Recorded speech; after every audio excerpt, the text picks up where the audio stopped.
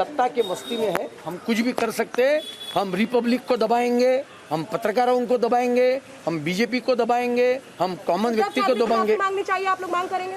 बिल्कुल, ये मेरी मांग है कि हम सबके दबाव के कारण कल रात को लेट का होना उन्होंने उनको अरेस्ट किया। आज वो रिमांड लेने का प्रयास करेंगे, लेकिन सरकार ने स्पेशल वकील अपॉइंट करके ज़्यादा से ज़्यादा समय ये जेल में रहे, इस प्रकार की ये बात करनी चाहिए, पहली बात। दूसरी बात, शिवसेना ने पार्टी करके इस इंसिडेंट से माफ़ी मांगनी चाहिए, ये भी भारतीय जनता पार्टी महाराष्ट्र की मांग है। और आज पूरे मुंबई में एक्स आर्मी के लोग जो अभी यहाँ आ रहे हैं उनको मिलने के लिए वो है, और बाकी सभी राष्ट्रवादी राष्ट्रभक्त नागरिक इस मांग को लेकर धरने पे बैठने वाले। उन्होंने कहा है कि राष्ट्रपति शासन लगनी चाहिए। उनकी बेटी से कल बात हुई थी, वो कह रहे हैं कि यहाँ की हालत अच्छी नहीं है। मदन शर्मा की बिटिया ने कहा कि राष्ट्रपति शासन लगनी चाहिए। नहीं, देखो, कल ही मैंने अपने रिपब्लिक चैनल पे मैंने ये कहा था कि कोई भी ये गलती न करे कि ये आइसोलेटेड इंसिडेंट्स है।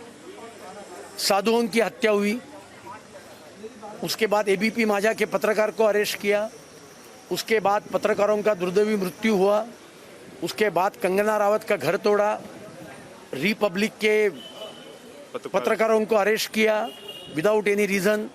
अभी केबल वालों को धमकियां दी जा रही है कि रिपब्लिक और भारत मत दिखाओ, और अभी कल ये घटना हुई।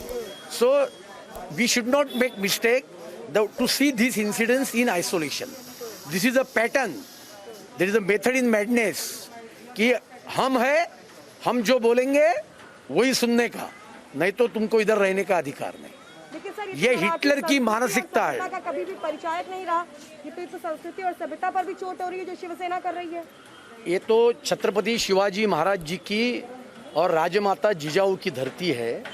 छत्रपति शिवाजी महाराज ये पहले डेमोक्रेटिक राजा थे जिन्होंने अष्टप्रधान मंडल स्थापन किया था उस जमाने में।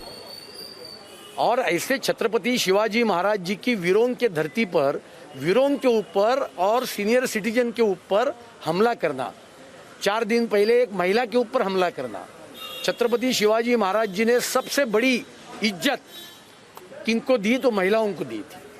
और इसके लिए छत्रपति शिवाजी महाराज जी की धरती पर इस प्रकार की घटना ये करना, ये निंदनीय शर्मनाक बात है। शिवसेना ने कल के शिवसेना की बौखलाहट क्यों है सर?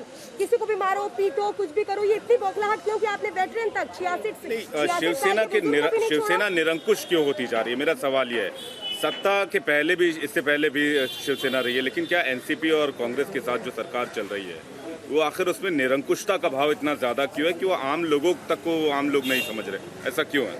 मुझे लगता है कि मराठी में कहावत है, बुड़त्याचा पाय खोलात।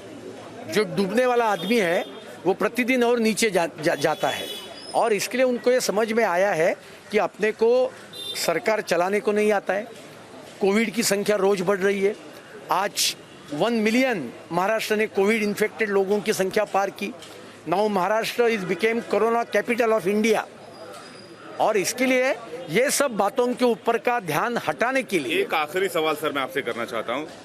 विपक्ष के नाते बीजेपी को जिस एग्रेसिव के साथ, जिस आक्रामकता के साथ अभी तक आपने जो मुद्दे गिनाए, चाहे वो पत्रकारों की बात हो, संतों की बात हो, वो उस लेवल पे बीजेपी अभी उतनी आक्रामक नजर नहीं आ रही। आप लोग कुछ वेट कर रहे हैं या फिर इंतजार कर रहे हैं या फिर आगे चलकर कोई रणनीति बना रहे हैं, या कैसे एक्सपोज करेंगे मौजूदा सरकार को? नहीं, हम आक्रामक ही है, लेकिन कोविड के कारण जी हम रास्ते पर नहीं आ सकते, बड़ी संख्या में नहीं आ सकते। और भारतीय जनता पार्टी का पहले दिन से ये कहना है कि हमारा संघर्ष कोरोना से है, संघर्ष राज्य सरकार से नहीं है। हम सब ने मिलकर कोरोना से लड़ना चाहिए, और इसके लिए बड़ी संख्या में तो हम रास्ते पे उतर नहीं सकते, क्योंकि हमको कोरोना बढ़ाना नहीं है, कोरोना खत्म करना है। फिर विकल्प क्या रह जाते हैं? और इसके लिए सोशल मीडिया है, आपके जैसे चैनल्स है जिनके थ्रू हम जनता तक पहुंच रहे। तो ये थे अतुल जी, आपने सुना, अभी आपने सुना उनको कि वो कह रहे हैं कि कोरोना का टाइम है, इसलिए सड़क पर उतरकर भीड़ जमा करके काम नहीं किया जा सकता है, लेकिन विरोध जरूर करेंगे और जमकर करेंगे और जनता तक अपनी आवाज जरूर पहुंचाएंगे। जी बताइए। बिल्कुल।